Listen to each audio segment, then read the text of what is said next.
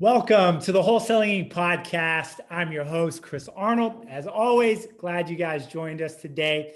I'm just going to come straight out and tell you this is what you're going to get. How would you like to figure out how to zero base your marketing without any additional cost? This can be done. This is something that I've done in the past. My guest is going to come on today and talk about how he's been able to take this and maximize it to a level that I haven't seen before. And not only is he coming on to do that, we're also here to introduce him as our newest coach at Wholesaling Inc. So Chris Craddock, my man, what's up, buddy? Welcome to the show. Hey, brother, glad to be here. It's exciting. Yes, sir. Yes, sir. So I'm sure the tribe's going, okay, Chris Craddock, who is this guy? You know, why is he coming on a coach? So if you don't mind, give a little bit of your background. And again, I know you, man, you're a humble guy, but I'm going to ask you to maybe talk a little bit about your numbers and so forth and your rankings, et cetera, because the tribe wants to know, okay, how credible is this Chris Craddock guy coming in to teach this methodology that we're about to break down today, which, by the way, is unbelievable that you can zero base your marketing without any additional cost, which is very cool. So let's talk about this. Well, absolutely. So here's kind of my thing. I own a number of different businesses. A number of them are 7-figure businesses, mostly in the real estate space. And with it, our real estate business grew massively fast because we started December 2014 in the retail space. And last year we did, I guess, 167 million in volume.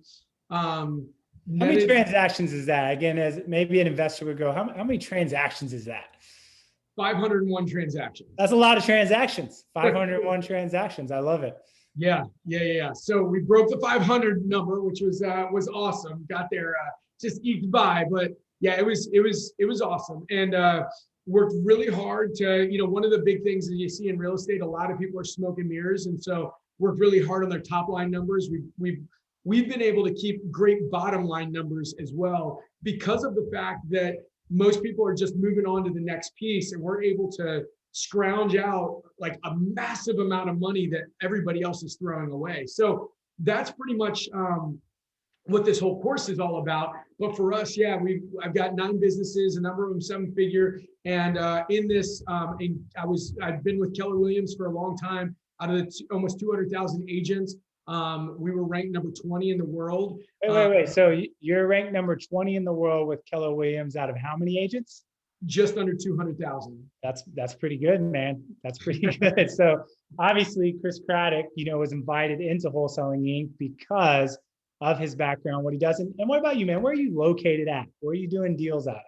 I'm in the DC area. So we're DC, Virginia, Maryland, and we have an expansion team down in Richmond, Virginia. So all in that kind of East Coast. So you're doing, you understand virtual world. And on top of that, how I would kind of consider what you do is you've got one foot in the agency world, right? Brokerage world, traditional, helping people buy and sell homes. And then you've got the other foot in the investment world. And I would say, you're kind of a bridge there, because what I had learned over time is the investment world doesn't really communicate with the brokerage agency world and vice versa. A lot of times they don't like each other, but because there hasn't been a bridge, what you have found out or really come in and optimize is that there's a lot of money being left on the table. Do you see that these two worlds kind of exist apart from one another? I don't understand it. That's the crazy thing to me. So I was on Young Life staff making no money, and I got into real estate in the early 2000s by flipping houses. And then I went back to school. I led large teams. I had gotten a doctorate in leadership. I read Gary Keller's book about building a retail team. And so I started in the investor space, moved into the retail space. And then for me, it just made so much sense. And as I would talk to investors, they're like, oh, agents are idiots. They don't understand anything. Let's be honest, a lot of agents are idiots. And then I talk to a lot of agents and they're like, oh, investors are idiots. They don't understand. And I'm like, okay, yeah, I've met a number of investors that are idiots. But the reality is, like, there are a lot of great people on both sides. And if they can see how this thing can mesh together, there is so much money to be made by partnering up and really, really, really squeezing everything out of it. And And what I found, I'll just throw this one example out. I don't know if you've heard of the sawmill analogy, but I remember hearing Tony Robbins talking about it, where he says these sawmills were just eking by, right? They were making money, but not a lot of money milling the wood. And then the sawdust would be this byproduct. They just throw it away. Well, somebody got the idea that the byproduct, the stuff they were throwing away, was actually something that they could take and they could repackage and repurpose and make money with it. And so they repurposed it. They used it as fuel to burn it. They put it together as particle board. They just were doing a number of different, like candles, a lot of different things with this, the byproduct. And then they went from being just okay, kind of profitable, to massively profitable by selling the byproduct. And I saw that is what investors are doing. They're bringing in so many leads. These leads are sitting in their database. And let's be honest, a lot of investors are just kind of eking by, and they don't realize they've got millions of dollars just sitting in their CRM, laying there dead, waiting to be just used, repurposed, and sold and made money on. But they're not seeing it. And so that's where I think my message is, guys, you've got a fortune just sitting there. And I think a lot of people have heard the acres of diamonds story, like the diamonds that are just sitting in your backyard that you're not doing anything with. And that is what we've got here with almost every investor that is out there bringing in leads. They've got it in their database. Now they've just got to monetize it. Okay, so I love that analogy of the sawdust, right? That a lot of times you're missing out on an entire business because you don't have your eyes set on the byproduct. So this is what we're talking about today. You're out there right now, if you're listening, you're doing cold calling, ringless voicemail, radio, direct mail, etc. And you're fundamentally looking for these cash offers. But when you talk to that person that says, you know what, I'm just not really wanting to go down to 70 cents on the dollar. I'm not motivated. I think I'll just list the property with the agent. What we have found is that the investor fundamentally just shuts off and goes, well, I can't help them. They crumple that lead up and they throw it into the trash, which again, to go with your analogy, is the sawdust that's just laying on the floor. And so what we're going to be talking about today with Chris is how he's come in and generated, we're going to share the exact numbers on what he's generating monthly just off of retail leads that originated with marketing that was generating a cash offer. So this is fantastic. No one, again, that's why I love Wholesaling Inc, right? You know, this concept has not really been run with before. As you and I talked about it, Chris, and the reason Wholesaling brought you on was like, there's such a massive opportunity to help investors come in and zero-base their marketing by not having to do more marketing, but simply take what they have and revive it, right? Revive it, quit throwing it into the trash. So let's start with some numbers here, right? If we're talking about cash offers, right? And again, I know that there's going to be a variety here, but you know, typically, generally speaking, how many leads will lead to a cash offer? Yeah, so I mean, what we're seeing with most of the people, and obviously there's some that are really efficient and really good, and some that are less efficient and less good. But yeah, you're usually seeing about 20 leads or so out of 20 leads, ballpark, you're going to see one deal come from that. That's great. I mean, I can't speak to every volume coming in, right? Depends on the quality of lead, but I can tell you that is pretty close with radio. We'll range between 1 to 12 to 1 out of 20, depending on the quality of the acquisition manager. So I can validate that with radio that that's about right. Now, this is where it gets interesting though. Let's just say for every 20 leads that you generate, right, a cash offer lead that came through that type of marketing, how many listings should that create, and therefore the commission that should produce? You should see about 4 to 6 from every one deal. You should get about 4 to 6 on the retail side. So for every cash offer that you're producing in your company, your data is showing that should produce between 4 to 6 retail listings. Okay, somebody hears that. Let's break that down numerically, right? Financially, let's go down into a number, right? What would we say? What is the average house sale in the US? I'd say what, 200, 225, is that right? Yeah. Okay, let's keep the math simple, 200,000. You're going to list that for 6, take 3%, right? So that's fundamentally $6,000. We teach people to take 3.5 on that. But again, we're not technically supposed to talk about commissions because of antitrust stuff, but let's just say it's for argument's sake, I want to go with your math here. Okay. Right. So you're saying, hey, there's bigger potential there. I hear you. So that's fundamentally $6,000, right? Off a 3% commission on a $200,000 house. And you're saying that you should be generating about 4 to 6 of those for every cash offer. Yeah. Bro, that's a lot of money. That's $24,000 to $32,000 for every cash offer. That's the data that you guys are seeing on this. Oh, I mean, the crazy thing is most of these people that start looking at the numbers, you realize that you can make as much as you are in your wholesaling business with just generating these leads. I mean, that's the crazy thing to me, is that people haven't, well, it's not crazy because a lot of people have tried to do it, but they've tried to do it in different ways that hasn't worked.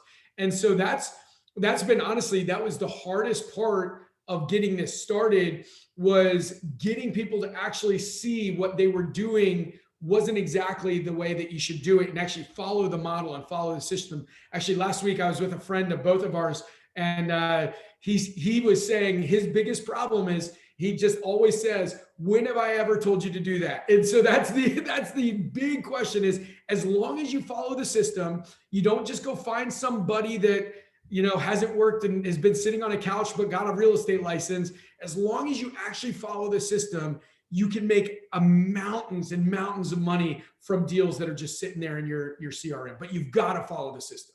And good, I like that, because if you're listening, I think you probably fall in the 1 to 3 camps, right? I'm not a licensed agent, right? Never even thought about listing these properties, right?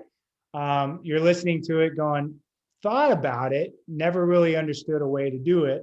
Or I think you're in a third camp. I totally get this. I tried it, but for some reason it wasn't working. And so I threw it out. And what I'm going to say that I learned from you, Chris, because we brought you actually in to consult with our company, was there's a very specific way that you got to go about this. It's not like, hey, you just run out there and just start taking listings. There's a systematic approach to this that works. And that's true with everything. It doesn't matter if it's cold calling or radio or anything else. People come to me all the time about radio, and I go, yeah, there's an actual way that we've learned to make this work, because you can't just throw your advertisement up and expect it to work. So let's break this down, because here's what you're gonna get. We're gonna break down your methodology, and then we're gonna kind of come in and talk about what you're actually specifically producing with this, like the raw numbers in your company. So I like this. You say when someone responds off a cash offer, they call in and they fall into kind of 1 to 5 categories. Touch on those real quick. What are the 5 motivations, generally speaking, for a seller? Yeah. So one is, you know, they just want a quick sale, right? They want it to be convenient. They want to get it done. Like, think the person that trades in their car, even though they make more money on Craigslist, right? They want a fast sell. They want it done. What's number 2? They want to avoid a commission. They say, I just don't want to pay a real estate agent a commission, right? Number 3 is they do not want anybody seeing their house. Think of the hoarders, right? Like, you go in their house, they don't want their neighbors to see it. They want in. The next piece is you see the people that have like a deadline, a ticking clock, right? Some sort of lien or foreclosure or something like that. So there is like some of the convenience piece on that. And then the last piece is they don't want lots of people coming through their house. Their privacy. Okay, so let me recap those so those were clear. Sell fast, avoid a commission. I've got a poor condition property. I want my privacy, or I need some type of convenience, right? So those are kind of the 5 fundamental reasons. That's probably about the 80-20 there, Chris. If I go back and think through all those conversations I've had in the past converting leads, most people fall into those 5 camps. So that's their reason, but we know that these people coming in, even though they have those reasons, they still might not take the cash offer for whatever reason. They might go retail. So here's my question.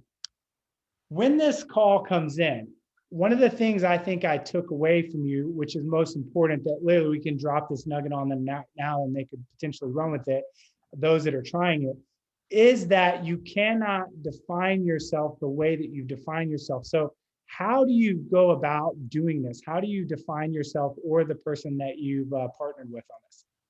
Yeah, I mean that the biggest key is one, you've got to understand who they are. So you're calling ahead of time, you're doing your pre-qual call, and if you're the investor, you've got to know if you ask the right questions, everybody will tell you how to sell them. That's sales 101, right? You ask the right question, and then you hand it off to the to your agent partner. And if that agent partner knows what the reasons are, they're able to walk in and speak exactly to what they are wanting, right? Because that's kind of where they are, right? That is the key. Is if you can speak to somebody's needs, if you can speak to somebody's wants and desires, then you can win. The people that make the most money solve the other people's problems. Was that the question you were asking, Chris? Basically, but the last piece of that was, what do they call themselves? What is the role in which that person defines themselves?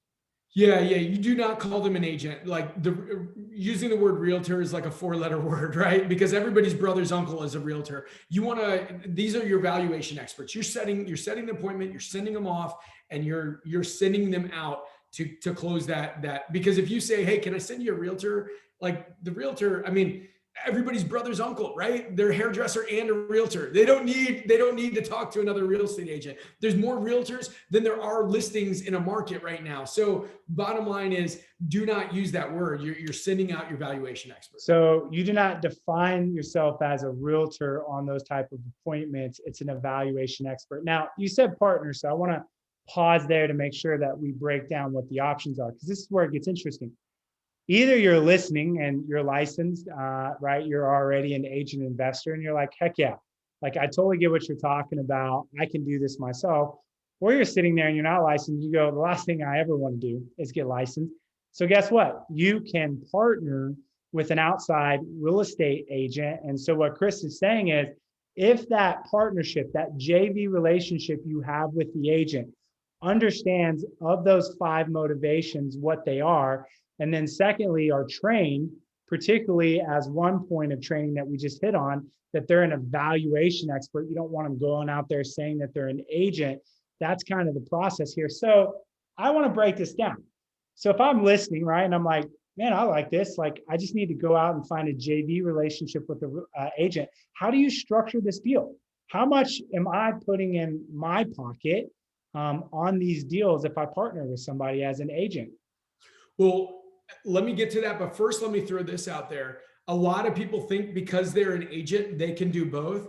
I'll just say what I teach is you need to have a partner, whether that's an in-house partner or somebody you bring in, because I'll just tell you, if we're going to go on the average price sale of 200,000, let's just say that if I come into your house and I sit here, Chris, and I look around and then I offer you 125,000 or 110,000, and then you say no, and I realize that's not it, and I try to pivot and say, oh, but I could list your house for 200,000. What level of trust are we going to have there? Even if I built great rapport, like it's going to be hard to come back from that. So that's why I think it's really important to have that partner that you can work off of. So that would be the one thing. The second thing is, if you are not a licensed agent, one of the things I teach in our class is that there's 3 ways to get paid. One is you get a licensed agent. 2, you bring an in-house person in. And I will say this, success leaves clues. Most of the bigger organizations across the country have an in-house licensed agent. The third option is 25% of every licensed agent across the country and every MLS does 0 deals. So you can create a partnership where you bring them in to handle just your referral business. You don't want them going meet with clients, but they can handle referral business, and you create a JV agreement with those people. All right. So I like that. So not only can I partner with somebody outside of my company, right, that's an agent, if I'm licensed or whatever, I can just hire a listing agent to work underneath me, keep it in-house, and obviously pocket more money because of the splits overall. Okay. So what is the overall structure then when you're kind of breaking these JV? Like, how much of the cut, is the audience able to keep that's listening to this? Because that's what I'd want to know. I'd be sitting there asking myself, okay, what's the splits? Yeah. So if you set it up correct, it's It's going to be 35% is the standard that I would say is what the agent should send back. 35% of what they make. They make 10 grand, they're going to send back 3,500.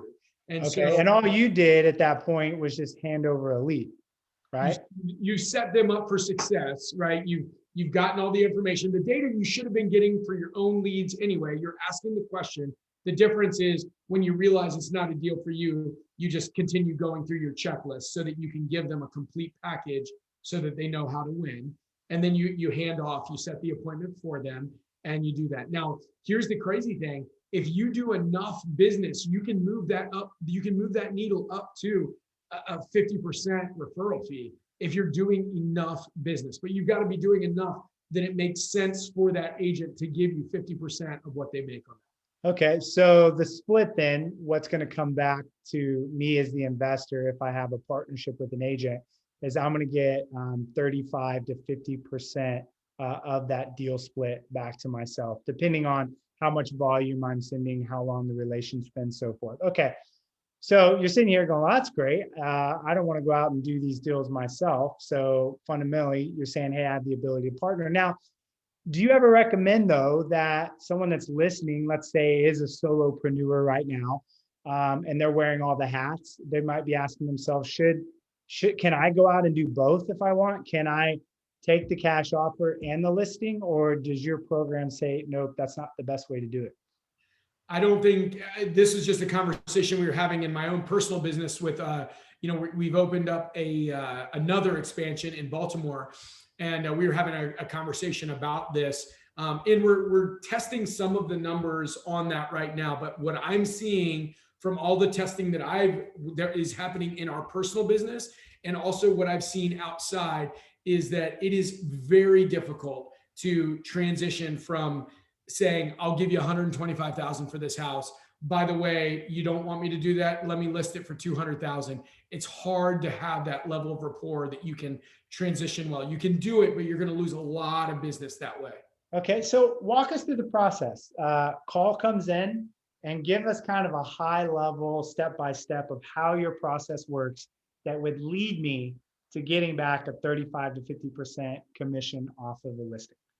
All right, let's why don't we just role play this here real quick? You want to, why don't you role play, baby? Let's go. All right, cool. All right, so you called in and your house will sell on the market as is right now at 200,000, and my number, I'm asking you some questions. So and let me make sure I'm clear here. You want me to be on the higher end. I'm not willing to go down to 60, 70 cents. Is that right? That's right. That's right. You want closer to retail. So let's just say you're happy to walk away with somewhere between 185 to 200, and your house will sell right now for 200. That work? Oh, all right. Ring, ring.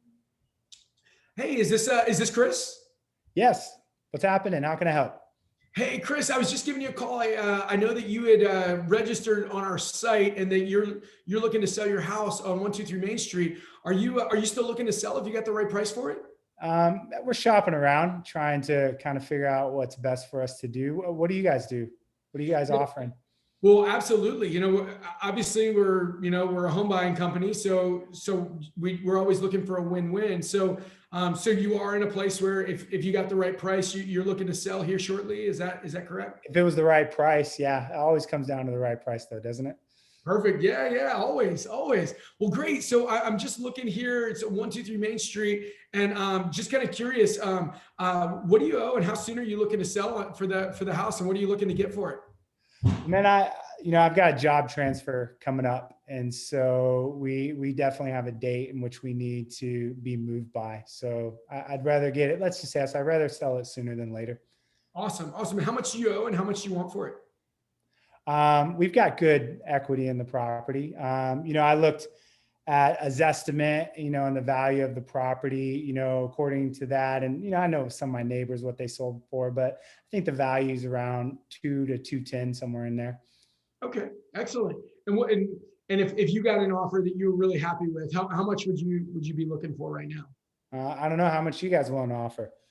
Well, I haven't seen inside the house, so I'm going to have to take a look at it. But, for me, one of the things that we're always looking to do is try to find out what people are looking to do. and and see if we can create a win-win. So we've got three things that we do. One, we can buy in cash. Two, I mean, we've got licensed agents, so we can do what everybody else does. But frankly, everybody has an agent that they're friends with, right? And then three, we've got this hybrid model that kind of combines the agent and the investor piece of what everybody's looking to do. So we're just trying to look for a win-win. So, but the only way I can do that is if I know kind of what you're looking for, so that I can help you get that. What if we were to get you an offer that you're really excited about? What do you think that number would be? If it was right here. If the value is around 2 to 210, I'd consider 190 to do this deal fast. Okay. So 190. All right. Well, that sounds good. You know what? I am going to send out one of our valuation experts to take a look at your property. You sound like your house is right there in the area where, the price you want, and what I'm seeing the numbers, it's within the realm of possibilities, but we've got to just double check that everything makes sense. So I'm looking right here, and I have availability tomorrow at 10 or on Wednesday at 3:30. Would that work for you? And you said an evaluation expert. What does that mean? Who are you sending out to the house? Well, I can't, without seeing your property and seeing that you want to get right around retail value, and especially if you sold with an agent, you'd be at 200 minus 6%. You're asking for basically very close to market value, but the market's hot right now, so who knows what we could do. I just got to send somebody on our team out to make sure that the house will fit everything that we're looking for and be able to get you an offer that you'd be happy with. I got you. So you guys are going to come out, evaluate the property, kind of take a walkthrough, and then present me with an offer. Is that right? Absolutely. Will that work for you? I can do that on Friday at lunchtime. Perfect. All right. Let me see. Yeah, Friday at noon. That works. Perfect. We'll see you Friday at noon, and one of our people may call just as they're doing a little homework ahead of time. May call to get some final information from you. But other than that, we'll see you Friday at noon. All right. Thanks so much. Boom. All right. So here's what I take away from that call. Correct me if I'm wrong, right? So you're on that call, you're getting motivation, you're getting equity, right? How much they own the house. You're also picking up time frame. And then lastly, you're trying to get that price to be thrown out there. So when I said 190, I imagine you're like, okay, this is not a cash offer deal. This is a retail deal. So at that point, rather than you guys taking the appointment, this is where you're about to pass the baton over to the agent, AKA the evaluation expert. Is that right? Exactly. Okay, so then now you've got this appointment set for your agent partner. Then what do you do from there? So the agent partner needs to call, and they do their pre-qual. They've got to do their pre-qual. Make sure people are going to show up, make sure decision makers are present, make sure all of that. They come out to the house, and then they go through, and during that time, we need to know why they're selling, right? So you're selling because you want to sell fast, right? That hits one of our numbers. So we just come out armed to the teeth with all of the data, how you can actually get the money that you're looking for, maybe even a little bit more. And our company usually sells in X number of days. We put it on a Wednesday. We'll have it under contract by Monday. We'll have some sort of guarantee for that. But yeah, that's part of what we teach. We go into depth on how you create the hybrid offer on each one of those. You offer them what they, you hit their pain point. Think of a doctor, right? Their pain point is, your pain point was, I need to sell fast. I'm a doctor. I walk in with my prescription. Here's how you sell fast. Write it up. Boom. Here's how it's done. I get certainty for you. And then we sign it up. So here's my question. I'm the seller. The evaluation expert shows up. Are they going to give me a cash offer and a listing price, or they're just going to come in and start trying to move me over to the retail listing immediately? How's that work? Well, you're going to ask all the questions. And then usually my script is, I can give you a cash offer, but it's much lower than what I think that you want, or what I think in your situation you should have. And so this is my recommendation for you. And then I got you. So you're going to say, hey, we can go the cash offer route, but I can already tell you without giving you the price that this isn't going to fit. So if plan A doesn't work, this is what I recommend for you, plan B. And so that's how that evaluation expert, the agent, is making that conversion. Now, in your program, are you training all sides on this? Because if I'm listening to this, I'm like, that's great, but not only do I need to know how to do this, now I got to train an agent to make sure we're on the same page. How does that work? Yeah. So what I've found is at the beginning, the first couple modules, you were teaching people how to find the right agent, which is really important. That is probably the number one linchpin of the whole thing. Find the right agent. We teach the scripts and the dialogues. A lot of the stuff I did just right there. And then the second half of the class, we actually train your agent. We teach them how to do their pre-qual call. We teach them the objections that sellers have and how to answer that hybrid objection. Because frankly, you're going to hear the same objection over and over again, just repackaged in a different way.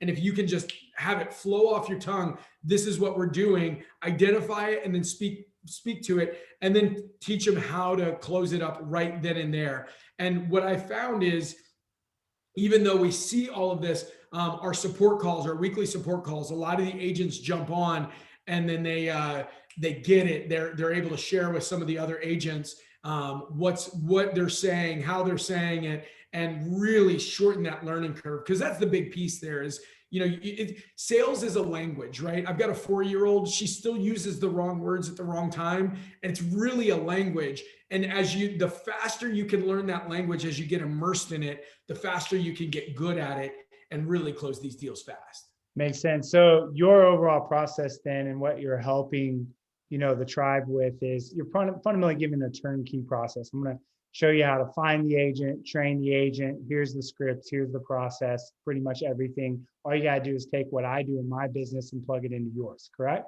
100%. Don't have to recreate anything. Yep. And then every week you got the chance to sit there, listen to what other people are doing, listen to their case studies, and just really, really learn so that you can shorten that learning curve. Because let's be honest, in real estate, the amount of money we make on every deal is huge. So every day that we say, oh, I can figure this out on my own, is a day you're leaving thousands of dollars on the table. Okay. And I heard you say, choosing the agent's the most important thing. So there's probably some people listening and going, yeah, I tried that with an agent, it didn't work. And I like the fact that you emphasize, and it's just like anything, right? The right hire, the right agent, doesn't matter. If you don't put the right person in the right seat, the system's going to fall apart. So I'm glad that you hit on that as well. So I want to start to kind of wrap up on a couple key points, particularly getting to what you're producing income-wise. But a question that I might ask myself is this going to cannibalize my cash offer business? Like, are they going to start competing? Am I going to give somebody a listing that should have been a cash offer, and I'm taking X percentage of a 3% commission? What I could have done over here is made that deal into a bigger deal. Like, how do you make sure that that's divided and they don't start devouring one another? Well, when we get into the numbers that are real numbers that people are making, it's going to be very clear that that's not the case. But here's the other side of it is, if you're getting inbound leads, some people do outbound, cold calling, voicemail drops, all that other stuff. If you have inbound leads come in after you make an offer, whether that's over the phone or in person, you're giving an offer to them.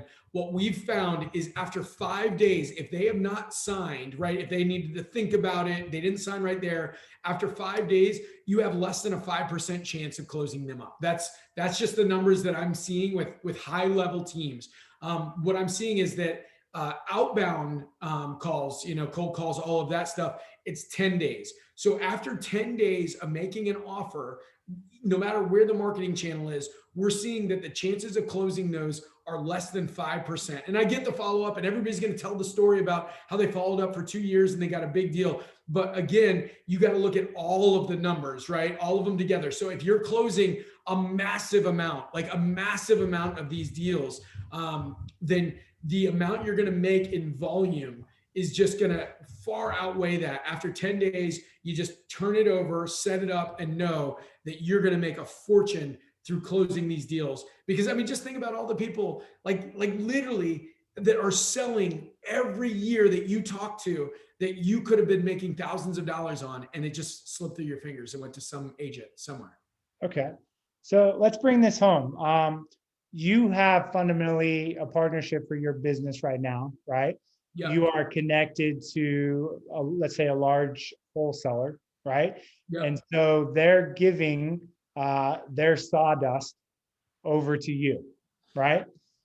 What are your numbers? What are you producing for that wholesaler that's taken the time to pass these on to your brokerage company? What are those numbers? Yeah, and with it, I'll also talk real quick about the importance of a good agent. These people, they opened their own brokerage. They brought in all these agents. The agent they were working with before me was one of the top producers in the country. And literally they gave 1,000 leads. That person closed 6 of them. And so it was hard to kind of get that relationship because they just said it doesn't work. But right now, as I came in, and I've got a long story about how that worked out. But as I came in right now, every month we're sending over 60,000. Last 3 months, it's been about 62,000 is what we're averaging. Wait. You're sending $62,000 a month off of the leads that wholesaler is sending to you that you convert to a listing and close and then pay it back. $750,000 is what we're doing right now out of deals that have literally been lying dormant and dead normally in their database. That is found money that's already been paid for, $750,000. I don't care how good you're doing in your business, how well you're doing. That's a bit of a game changer when it costs you. I mean, they have to be loving you, because going back to the top, you weren't kidding in the fact that you fundamentally zero based that large wholesaler's overall spend. So, I mean, that's crazy. You know, you said $750,000, so about 750,000 is what you're giving back to them for marketing that they can reinvest, or pretty much zero base what they've already invested. Those are huge numbers, man. Those are huge numbers. And that's why I know, in my opinion, with that type of data, where you really step back and go, wow. You know, if you're listening, you might be thinking at a smaller scale, right? But again, you're listening because you want to grow your business as a solopreneur, and you want to do more and more deals. The amount starts to stack up the bigger that you get. And when you go from a couple deals a month to, 100 a year to 200 transactions on the investment side, that decimal place moves over once or twice because it's the law of averages. So I love it. Can I share one last one? So this one also makes me really happy. This guy, I started talking with him, and he hadn't even done his first wholesale deal yet. He'd been working in it for months, hadn't done his first wholesale deal. We started working together, and I think he had somewhere around like $7,500 coming in from this. More money. Well, he's done 0 month deals in wholesale deals. He had $7,500 coming in. This money was coming in before he got his first deal. I mean, that's amazing. So if you're listening, it's not like you got to sit around and wait to be seasoned. You could go ahead and start making income month number 1. Let's say you launch some direct mail, you start getting leads. Who says you got to wait a year to do that? So this is definitely for someone that's starting day 1 as an investor, if they want to create a secondary source of income. So people are listening, like, all right, this is interesting. I like this. And these numbers are amazing. This Chris Craddock guy, he's all right. So if people want to find out more information about this program that is literally, as you're listening right now, is about, like, by the time this drops, this thing will be live. So let me just put it that way. So we're kind of pre-recording right before it drops, but where do people go? How do they find out more about this program to see if it's a fit for them? Yeah, wholesalinginc.com/revive. Easiest way to find us, again, wholesalinginc.com/revive. And that is easiest way to get in touch. We'll walk through your model and see if this is a good fit for you. And what a great name for your program, REI Revive. Reviving. I find the person, I need to buy the person to help me think of that name, lunch or something. Hey, man. Yeah, you definitely owe that guy some lunch.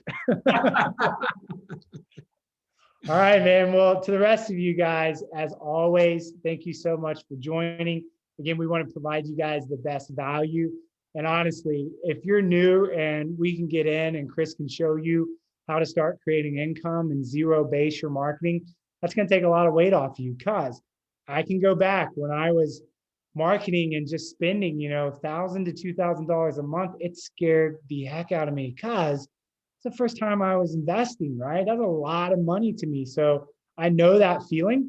And if you could simply come in and take a little bit of that monkey off your back, or take that money and scale your business faster, I think we've done a great job in helping you build your marketing more efficiently. So thank you, Chris, so much for coming on.